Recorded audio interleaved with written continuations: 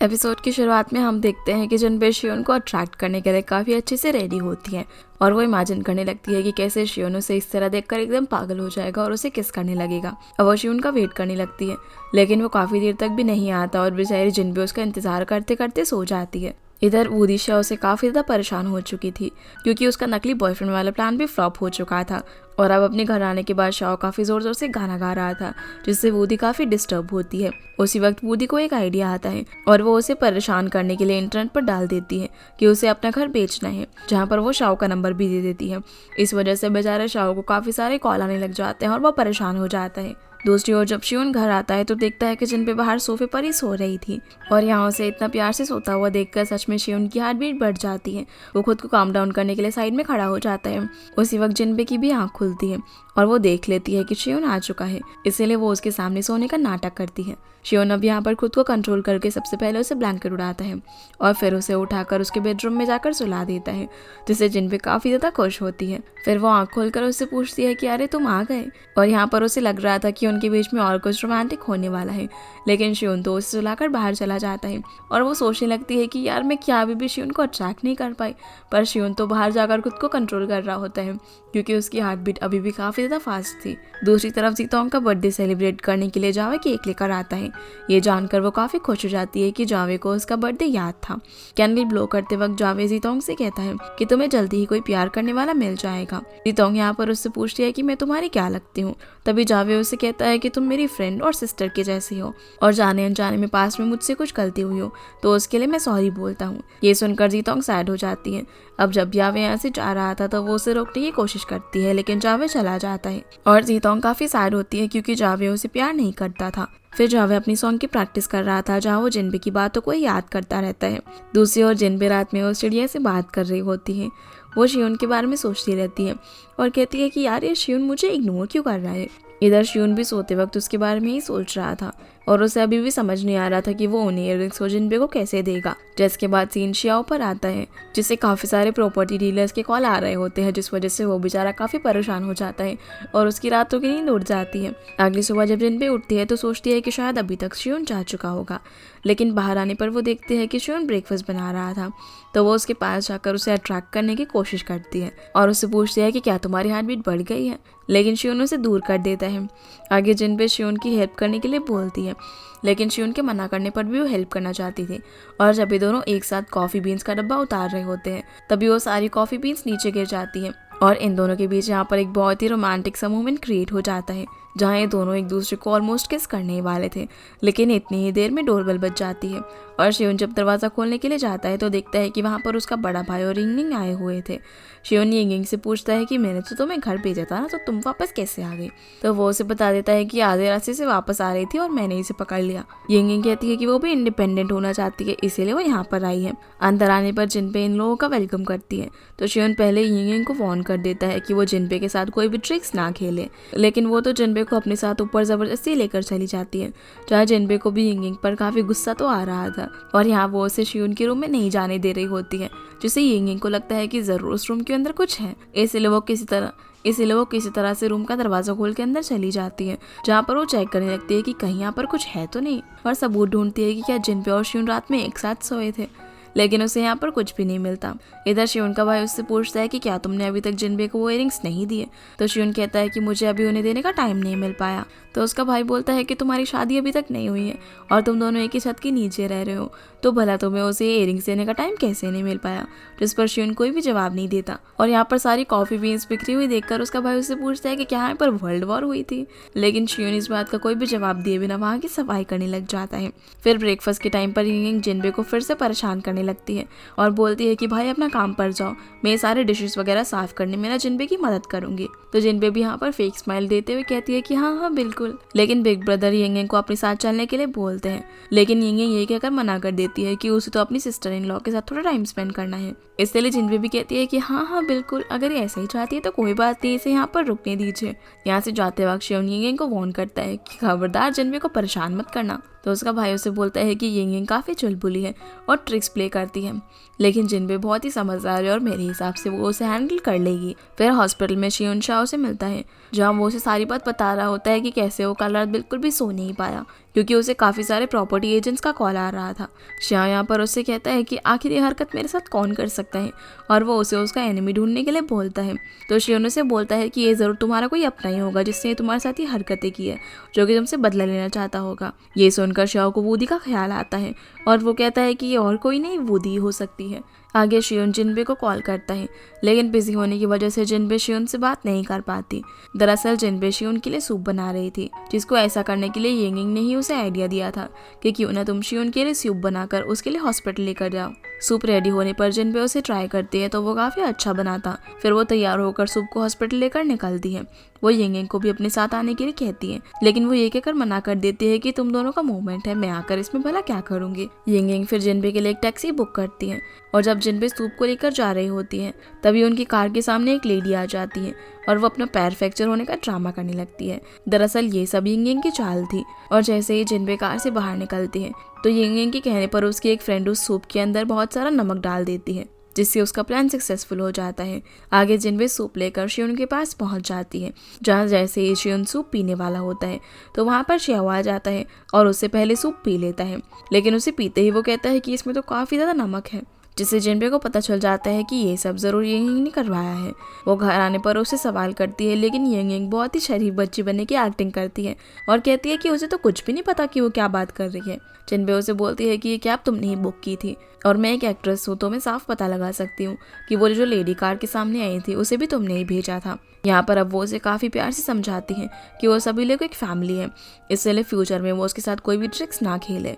जिस पर यिंगिंग उसके सामने तो हाँ बोल देती है, लेकिन वो अभी भी नहीं मानी थी। शाम को अब जब शियोन घर आता है तो जिनबे उसके काफ़ी क्लोज आने की कोशिश करती है और यहाँ पर शियोन उससे अट्रैक्ट होकर उसे किस करने ही वाला था, लेकिन तभी इन लोगों के बीच में यिंगिंग आ जाती है, जो कि इन्हें साथ में मूवी देखने के लिए कहती है। मूवी खत्म होने पर ये लोग सोने के लिए चले जाते हैं। दूसरी ओर वूदी रात में छुपकर अपने घर आती है ताकि शाओ उसे देख न ले, लेकिन शाओ उसके घर गुड नाइट स्नैक्स लेकर आ जाता है, जिस पर वूदी उसे गुस्से में कहती है कि हम दोनों कभी भी कपल्स नहीं हो सकते, इसलिए मेरा पीछा करना बंद कर दो। ये सुनकर शाओ भी सार होकर वहां से चला जाता है और वूदी को वही रेस्टोरेंट वाली बात फिर से याद आ जाती है। इधर रात में जिनबे को नींद नहीं आ रही होती, इसलिए वो शियोन को मैसेज करती है कि बेबी क्या तुम सो गए, पर शियोन कहता है कि नहीं वो अभी नहीं सोया। जिनबे फिर उससे पूछती है कि क्या तुम मुझे मिस कर रहे हो, तो वो हाँ में जवाब देता है। इसलिए अब जिनबे उसे छत पर मिलने के लिए बोलती है। शियोन भी अब अपने रूम से बाहर आ जाता है और दोनों एक दूसरे का हाथ पकड़कर जाने लगते हैं। ये दोनों अब एटिक में जाते हैं, जहाँ जिनबे उस चिड़िया को देखकर कहती है कि काश हम भी इसकी तरह उड़ पाते। फिर जिनबे शियोन से पूछती है कि अगर हम उड़ पाते तो तुम कहाँ जाना पसंद करते। शियोन उसे बोलता है कि जहाँ तुम होती मैं वहीं जाता, जो सुनकर वो खुश होकर शियोन को हक कर लेती है। अगली सुबह शियोन जिनबे के लिए ब्रेकफास्ट बनाकर लाता है तो जिनबे उसे अपने हाथों से खिलाने को बोलती है, इसीलिए वो उसे अपने हाथों से खिलाने लगता है। ब्रेकफास्ट करते टाइम जिनबे यिंगिंग के बिहेवियर से बहुत ज़्यादा अपसेट थी। तब शियोन उसे बोलता है कि वो यिंगिंग से बात करेगा, लेकिन जिनबे ये कहकर मना कर देती है कि वो अभी बच्ची है। आगे जिनबे शियोन से कहती है कि वो दोनों अभी तक एक फॉर्मल डेट पर नहीं गए हैं, इसीलिए उसे उसके लिए एक फॉर्मल डेट प्लान करनी चाहिए, जो सुनकर शियोन भी उसकी बात मान जाता है। जिसके बाद हम शाओ को देखते हैं, जो कि हॉस्पिटल के अंदर साइड बैठा हुआ था। तभी वहाँ पर शियोन आकर उससे पूछता है कि किस तरह की डेट लड़कियों को पसंद आती है, और यहाँ वो उसे डेट पर जाने के लिए कुछ आइडियाज मांगता है, लेकिन उसे कहता है कि अगर ये सवाल तुम मुझे पास्ट में पूछते तो मैं जरूर तुम्हारी मदद कर पाता, लेकिन फिलहाल मेरा दिमाग बिल्कुल भी काम नहीं कर रहा है, इसलिए मैं तुम्हारी कुछ भी मदद नहीं कर पाऊंगा। दूसरी ओर जिनबे वूदी को बताती है कि वो पहली बार शियोन के साथ डेट पर जा रही है।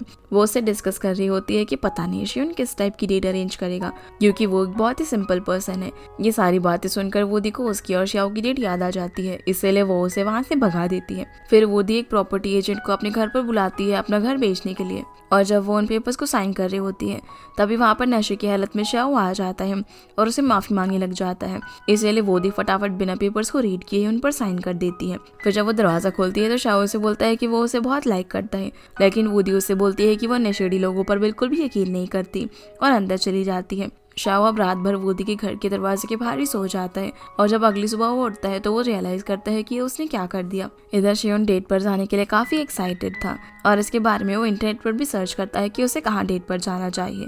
वहीं जब वूदी को पता चलता है कि उसका घर अब काफी कम दाम में बिक चुका है, क्योंकि उसने पेपर्स को बिना पढ़े ही साइन कर दिया था, तो वो प्रॉपर्टी एजेंट से लड़ाई करने लगती है कि कॉन्ट्रैक्ट के अंदर जो टर्म्स है उसके बारे में तो उसने उसे पहले बताया ही नहीं, और वो अब उससे कोर्ट में मिलेगी। जो सारी बातें वहाँ से गुजर रहा शाओ भी सुन लेता है। आगे जिनपे कॉल करके वूडी से पूछती है कि आज वो डेट पर कौन सी ड्रेस पहने और उसे अपने साथ शॉपिंग पर आने के लिए बोलती है, लेकिन वूडी ये कहकर मना कर देती है कि उससे आज बहुत सारा काम है, इसीलिए वो उसके साथ नहीं आ सकती।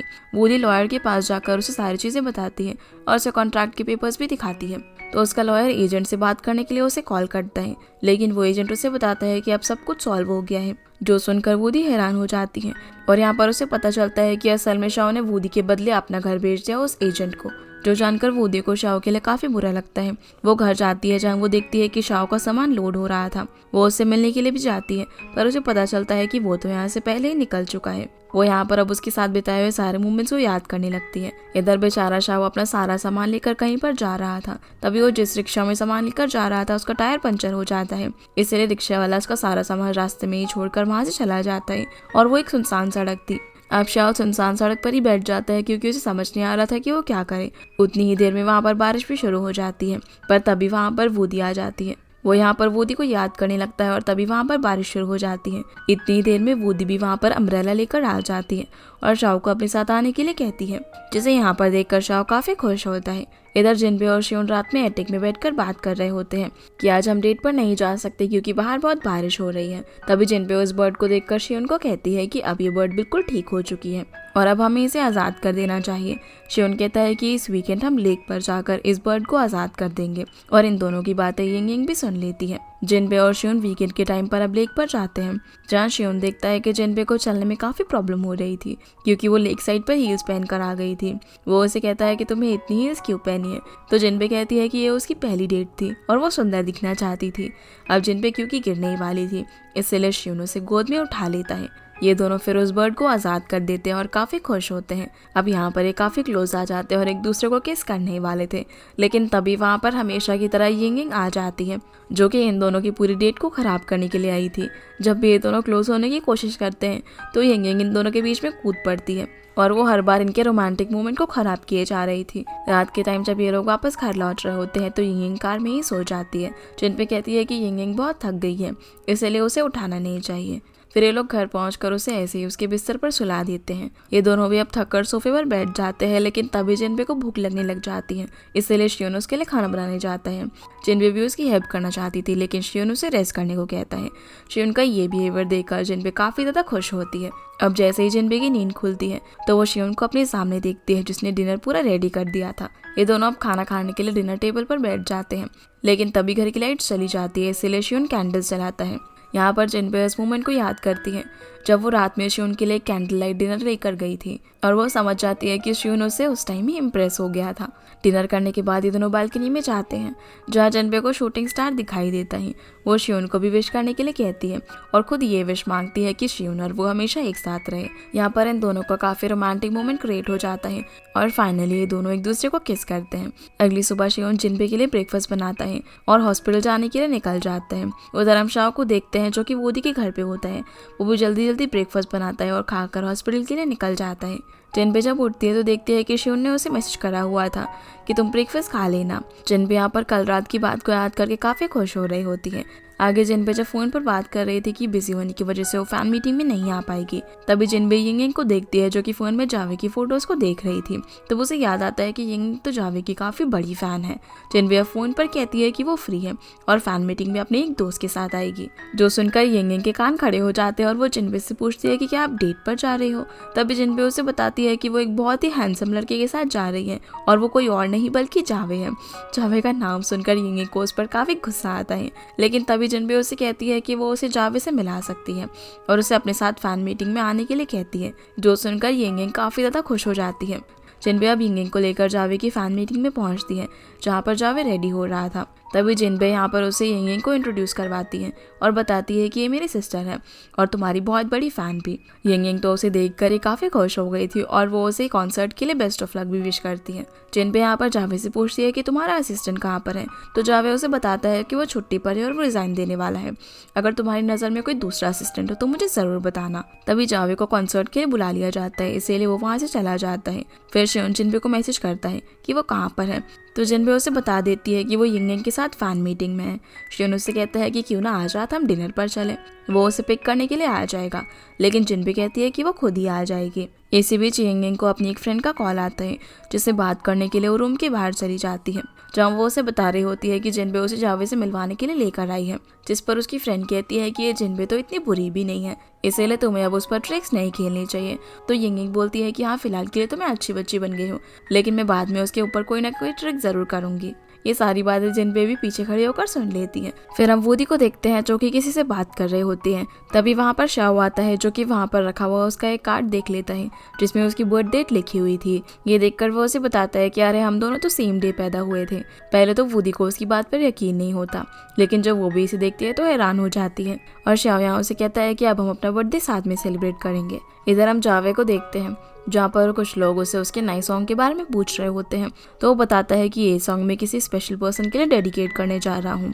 आगे जिनबे यिंग से कहती है कि अब तुम जावे से मिल ली हो ना, तो अब हमें घर चलना चाहिए क्योंकि मेरी तबीयत कुछ ठीक नहीं है। लेकिन यिंग नहीं मानती और बोलती है कि वो तो जावे का सॉन्ग सुनकर यहाँ से जाएगी, इसलिए वो जिनबे को कहती है कि तुम जाकर रेस्ट करो और शो के टिकट्स मुझे दे दो। पर जिनबे यहाँ पर नाटक करने लगती है कि टिकट्स तो मैंने पता नहीं कहाँ रख दिया और मैं अब भूल गई हूँ, जिसकी बातों से यिंग को पता चल जाता है कि वो उसके साथ ही सब जानबूझकर कर रही है। तो जिनबे भी उसे बता देती है कि हाँ, मैं ये सब जानबूझकर कर रही हूँ, क्यों तुम्हें क्या लगा था कि सिर्फ तुम ही मेरे साथ ट्रिक्स खेल सकती हो और मैं नहीं खेल सकती तुम्हारे साथ ट्रिक्स। जिसे जिंग समझ जाती है कि उसने अभी फोन पर उसकी बातें सुन ली थी। जिनबे बोलती है कि तो क्या हुआ, तुमने भी तो मेरी और शियोन की कई बार बातें सुनी है और हम दोनों को हमेशा दूर रखने की कोशिश की है। वो उसे बोलती है कि अभी तो जावे को लगता है कि तुम कितनी अच्छी बच्ची हो, लेकिन अगर मैं उसे ये सारी चीजें बता दूं तो जावे के सामने तुम्हारी इमेज पूरी गिर जाएगी।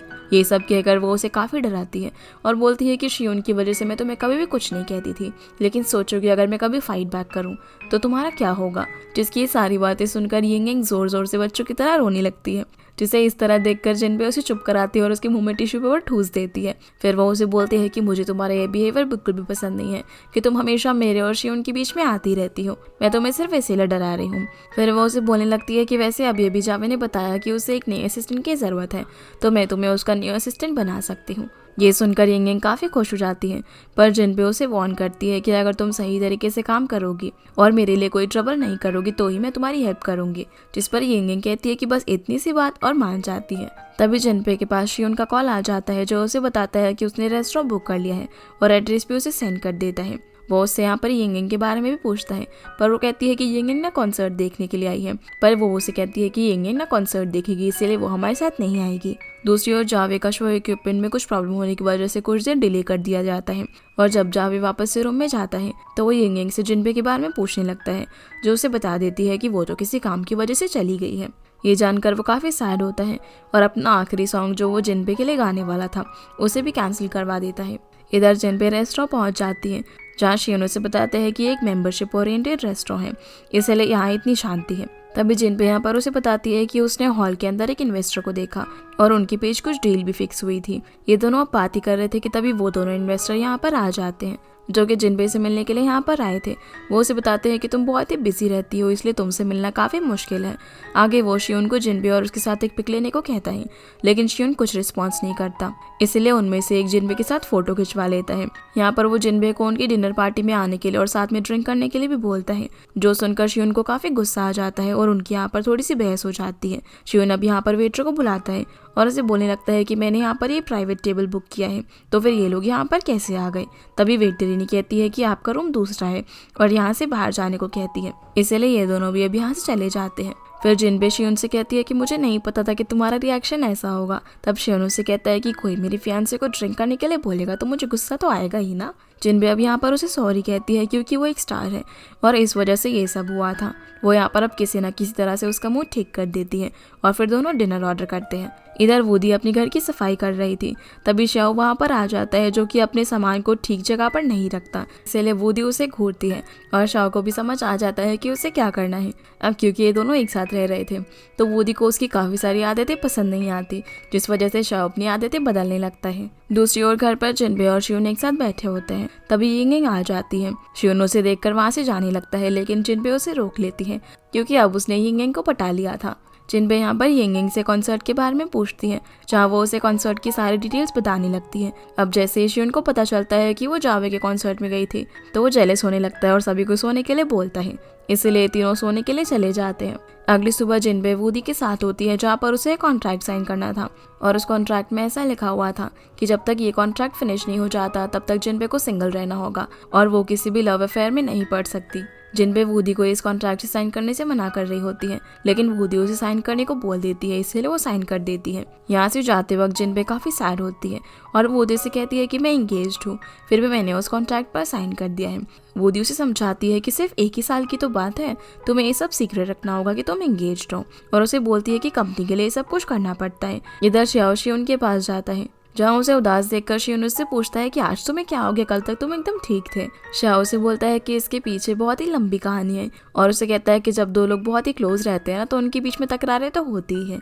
ये सुनकर शियोन चुप हो जाता है। बाद में शियोन और जिनबे घूमने के लिए जाते हैं, जहाँ वो क्वालिटी टाइम स्पेंड करते हैं और साथ में आइसक्रीम भी खाते हैं। फिर हम जावे को देखते हैं जो कि अपनी सॉन्ग की प्रैक्टिस कर रहा था। तभी उसके पास एक कॉल आता है और कोई उसे बताता है कि साइट बुक हो चुकी है। ये सुनकर जावे खुश होता है और एक रेड रोजेस की बुके को भी ऑर्डर करने के लिए कहता है। इधर जीतों के पास भी एक कॉल आता है, जहाँ उसे पता चलता है कि उसकी रिहर्सल वाली जगह को जावे ने बुक कर लिया है और इस बारे में कंपनी भी कुछ नहीं जानती। इसी वजह से जीतोंग अपने प्लान रीशेड्यूल करती है।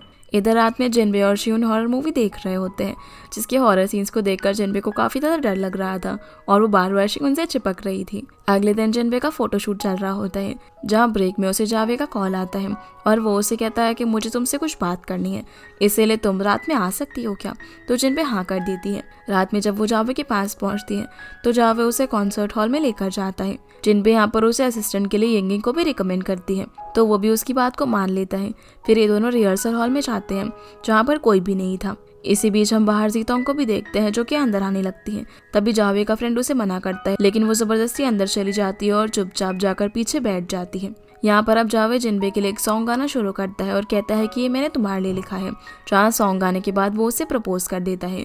जिनबे उसे कहती है कि तुम मुझे इतनी इंपॉर्टेंस नहीं देनी चाहिए।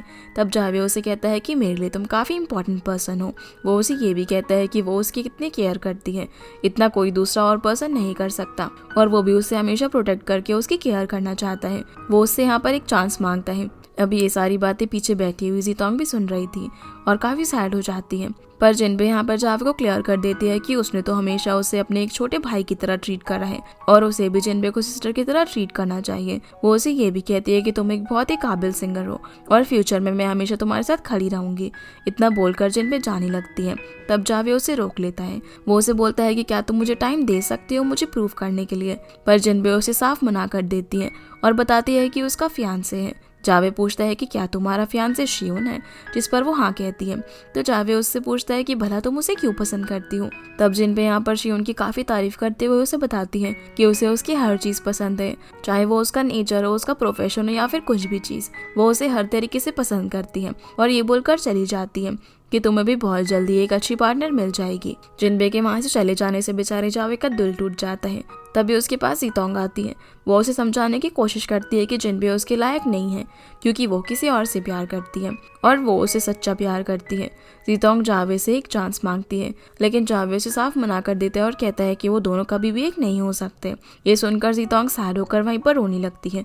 जीतोंग उसे बोलती है कि तुम जिनबे की वजह से मेरे साथ ऐसा बिहेव कर रहे हो ना, पर वो उसे कहता है कि मैं तुम्हें पहले भी बता चुका हूँ कि ये सब जिनबे की वजह से नहीं है, और ये बोलकर चला जाता है। जीतोंग अब यहाँ पर काफ़ी सैड होकर रोने लगती है और जिनबे से बदला लेने का सोचती है, जबकि जिनबे ने उसके लिए कुछ भी बुरा नहीं किया था। अब यहाँ में फ्लैशबैक से वही सीन दिखाया जाता है जब रियलिटी शो में जीतोंग व्लॉग बना रही थी। तब उसने जिनबे और वूडी की बातें रिकॉर्ड कर ली थी, जिसमें जिनबे वूडी से कहती है कि कैसे वो शियोन को पहले प्यार में फंसाकर बाद में उसे डंप कर देगी, जैसा कि वूडी ने उसे करने को कहा था, और वो सिर्फ उसके साथ अच्छा होने का नाटक कर रही है। पर वूडी उसे बोलती है कि तुम्हें उनके एंसेस्टर्स की पूजा में नहीं जाना चाहिए और अभी उसे डंप कर देना चाहिए, जिसको करने के लिए जिनबे का दिल नहीं मानता, क्योंकि अब वो शियोन को सच में पसंद करने लगी थी और वो ये बात वूडी को बता देती है। तो वूडी कहती है कि ठीक है, इस बार तो मैं तुम्हें छोड़ रही हूँ, लेकिन तुम्हारे प्यार व्यार का असर काम पर नहीं पड़ना चाहिए। इधर जिनबे वूडी को जावे का लव कन्फेशन के बारे में बताती है और उसे ये भी बताती है कि कैसे उसने उसके प्रपोजल को साफ साफ रिजेक्ट कर दिया। बाद में वूडी उसे याद दिलाती है कि कल सुबह उसे लाइव आना है, इसीलिए वो रात में जल्दी सो जाए। अगले दिन जिनबे जब फैंस के लिए लाइव आती है तो उसके लाइव वीडियो को उसकी मॉम डैड और वूडी भी देख रही थी। उसकी मॉम डैड उसे देखकर काफी खुश होते हैं। यहाँ वो स्किन केयर की टिप्स दे रही होती है। तभी शियोन पीछे से गुजर जाता है और लोग उसे लाइव वीडियो के अंदर देख लेते हैं। सभी लोग कमेंट करने लग जाते हैं कि ये पर्सन पीछे कौन है। जब ये बात जिनबे को पता चलती है कि पीछे शियोन है, पर वो सभी लोगों को ये नहीं बता सकती थी कि वो इसका फियांसे है, क्योंकि उसने कॉन्ट्रैक्ट साइन किया था। इसलिए वो झूठ बोल देती है कि ये उसका नया ड्राइवर है, जो सुनकर शियोन को काफी बुरा लगता है। लाइफ खत्म करने के बाद जब जिनबे शियोन से पूछती है कि तुम कहाँ जा रहे हो, तो वो गुस्से में ये बोलकर चला जाता है कि वो हॉस्पिटल जा रहे हैं। तभी जिनबे सोचती है कि आज तो वीकेंड है, फिर शियोन हॉस्पिटल क्यों जा रहा है। शियोन अब गुस्से में हॉस्पिटल पहुंच जाता है, जहां नर्सिस को भी पता चल जाता है कि आज शियोन का मूड ऑफ है, क्योंकि वो छुट्टी वाले दिन भी हॉस्पिटल आ गया है। जब वो अपने कैबिन में पहुंचता है तो शियोन उससे पूछता है कि तुम यहाँ क्या कर रहे हो, आज तो तुम्हारी शिफ्ट नहीं है ना। लेकिन शियोन उससे कहता है कि मुझे काम करने दो और तुम घर चले जाओ। जो सुनकर शाह उससे कहता है कि क्या तुम्हारे फियांसे ने तुम्हें घर से बाहर निकाल दिया है। लेकिन शियोन सच में काफी गुस्से में था और वो उसे घर चले जाने के लिए बोल देता है। तभी शियोन को एक अननोन नंबर से मैसेज आता है और इसी के साथ ये एपिसोड यहीं पर खत्म हो जाता है। तो गाइस, ये थी आज की वीडियो एंड आई होप आप लोगों को ये वीडियो पसंद आई होगी। तो इस वीडियो को लाइक कर चैनल को सब्सक्राइब जरूर कीजिएगा। अब से फिर मिलते हैं अगले एपिसोड में, तब तक के लिए गुड बाय।